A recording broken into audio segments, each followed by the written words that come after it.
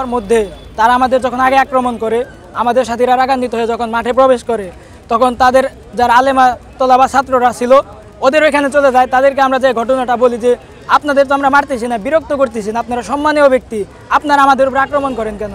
তখন ওরা একটা আওয়াজ দিয়ে বলে বিদাতিরা আসছে, ওদেরকে আক্রমণ করো।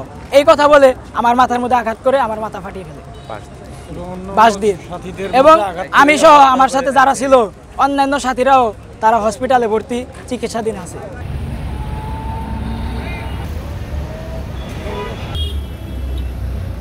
মামলা হয়নি এখনো, গতকাল তো ঢোকার পরে কোনো মামলা হয়নি। সকাল থেকে পরিস্থিতি ভালোই ছিল, এখন একটু বিভিন্ন জায়গা থেকে উত্তেজনার খবর পাচ্ছি আর কি। আমাদের ফোর্স আছে, আমাদের প্রায় 600-র মতো কিন্তু আইন শৃঙ্খলা বাহিনীর সদস্য এবং সশস্ত্র বাহিনীর সদস্য নিয়োজিত আছে। আমরা চেষ্টা করছি পরিস্থিতি শান্ত রাখার জন্য।